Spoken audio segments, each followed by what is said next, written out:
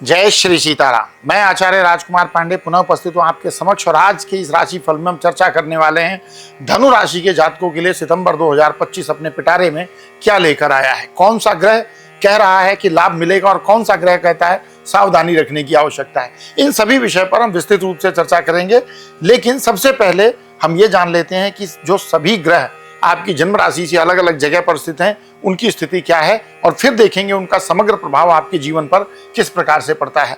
तो शनि महाराज चतुर्थ भाव में विराजमान रहेंगे धनु राशि से, क्योंकि मीन राशि में चतुर्थ भाव में विराजमान रहेंगे। पूरे महीने ये स्थिति रहेगी। मंगल दशम भाव में रहेंगे, फिर 13 सितंबर से एकादश भाव में गोचर करेंगे। राहु तीसरे भाव में पराक्रम को बढ़ा सकते हैं, अच्छी बात है। सूर्य बुध और केतु एक साथ नवम भाव में रहेंगे। शुक्र अष्टम भाव में शुरुआत में रहेंगे, लेकिन 15 तारीख से नवम भाव में आ जाएंगे। बृहस्पति पूरे महीने आपकी जन्म राशि के सप्तम भाव में रहने वाले हैं। और अब जानते हैं कि ये जो प्लेसमेंट है ग्रहों की आपकी जन्म राशि से, इसका प्रभाव आपके जीवन के विभिन्न क्षेत्रों पर किस प्रकार से पड़ेगा।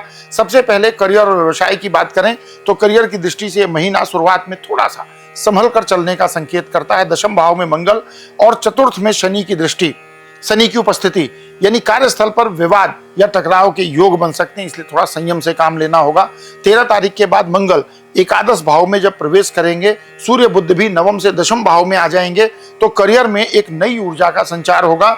आपकी मेहनत का फल मिलेगा। प्रमोशन या कोई इंक्रीमेंट भी अगर ड्यू है तो मिल सकता है।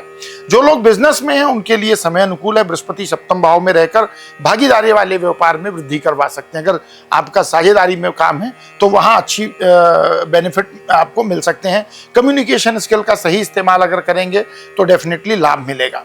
बात करें फाइनेंशियल स्टेटस, जीवन का एक महत्वपूर्ण अंग है, तो फाइनेंशियल स्टेटस की स्थिति क्या है। आर्थिक दृष्टिकोण से महीना धनु के राशि के जातकों के लिए अनुकूल रहेगा। शुरुआत में भले ही अष्टम भाव में शुक्र के कारण कुछ छुपे हुए खर्चे सामने आए, लेकिन यह ग्रह आर्थिक लाभ के द्वार भी खोलेगा।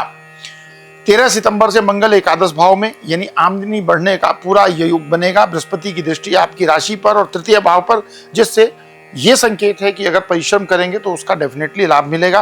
15 से 17 तारीख के बीच जब बुध और सूर्य दशम भाव में आएंगे तब सरकारी क्षेत्र से भी लाभ की प्राप्ति होगी और नई जिम्मेदारियां आपको मिल सकती हैं। बात करें अगर स्वास्थ्य की, तो सेहत के मामले में महीना औसत रहने वाला है। शुक्र के अष्टम भाव में रहने और सूर्य बुध केतु के नवम भाव में होने से पेट और त्वचा से जुड़ी परेशानियां आपको परेशान कर सकती हैं। शनि और मंगल की उपस्थिति हृदय और जोड़ों के दर्द को बढ़ा सकती है। अगर हृदय से संबंधित पहले से परेशानी है तो थोड़ा ध्यान रखने की आवश्यकता है। खान पान को संतुलित रखें।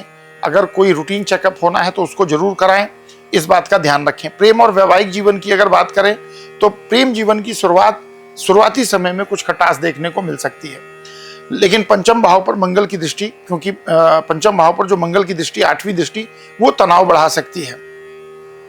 15 तारीख से शुक्र के नवम भाव में आने से प्रेम संबंधों में नई ऊर्जा आएगी, आपसी समझ बढ़ेगी और रिश्ते में मजबूती आएगी। विवाहित जातकों के लिए महीना बहुत खास रहने वाला है। बृहस्पति सप्तम भाव में जीवन साथी के साथ सामंजस्य, सम्मान और सहयोग, ये तीनों आपको मेंटेन करके रखना होगा। धार्मिक यात्राओं या घूमने की योजना भी कुछ बन सकती है। बात करें पारिवारिक जीवन की, तो पारिवारिक जीवन में इस महीने थोड़ा सा फ्लक्चुएशन रह सकता है। शनि चतुर्थ भाव में और मंगल की चौथे भाव पर दृष्टि घर में किसी प्रकार की अशांति, माता पिता के स्वास्थ्य को लेकर आपको चिंतित कर सकती है। बृहस्पति की शुभ दृष्टि आपकी समझदारी और धैर्य को बनाएगी, जिससे आप घरेलू समस्याओं को संतुलित ढंग से सुलझा भी पाएंगे। भाई बहनों से सहयोग मिलेगा और साहस में वृद्धि होगी। तो ये तो था ये उपाय धनु राशि के जातकों के लिए ग्रहों के अनुसार जीवन के विभिन्न क्षेत्रों पर पड़ने वाले प्रभाव को लेकर, जहां कुछ प्रभाव अनुकूल हैं और कुछ प्रभाव प्रतिकूलता लिए हुए हैं। तो जो प्रतिकूल प्रभाव हैं उनको नियंत्रित करने के लिए कुछ रूटीन लाइफ की टिप्स शेयर कर रहा हूं, जिसको अगर आप अप्लाई करते हैं तो डेफिनेटली आपको अच्छा लाभ मिलेगा। गुरुवार को केले और पीपल के वृक्ष को अगर संभव हो सके तो जल चढ़ा सकते हैं, लेकिन ये ध्यान रखिएगा पीपल को स्पर्श नहीं करना है, इस बात का विशेष ध्यान रखिएगा। रविवार को सूर्य को तांबे के लोटे में कुमकुम मिलाकर अर्घ्य दें और थोड़ा सा अक्षत जरूर डाल लें। साथ ही आदित्य हृदय स्तोत्र का पाठ करें। जो स्वास्थ्य से संबंधित कौशन आपके लिए बोला गया है वहां पर कहीं ना कहीं आपको बेनिफिट मिलेगा। गुरुवार को बृहस्पति बीज मंत्र का जाप करें और कम से कम एक माला या 108 बार बृहस्पति के बीज मंत्र का जाप करें, आपके लिए बहुत अच्छा रहेगा। हेल्थ को लेकर के, कॉन्फिडेंस को लेकर के और रिकॉग्निशन को लेकर के। हनुमान चालीसा का रोज पाठ करें विशेष रूप से मंगलवार शनिवार तो जरूर करना चाहिए, बाकी अगर रोज करते हैं तो बहुत अच्छी बात रहेगी। एक स्पेशल उपाय आपको बताता हूं। अपने घर के उत्तर पूर्व दिशा में एक पीले रंग का रुमाल रखें और उसमें कुछ केसर को घोल करके उसके छींटे लगाएं। ये उपाय आपको मानसिक शांति और पारिवारिक संतुलन भी प्रदान करेगा। तो ये था सितंबर 2025 का धनु राशि के जातकों के लिए मासिक राशिफल और साथ में कुछ उपयोगी उपाय।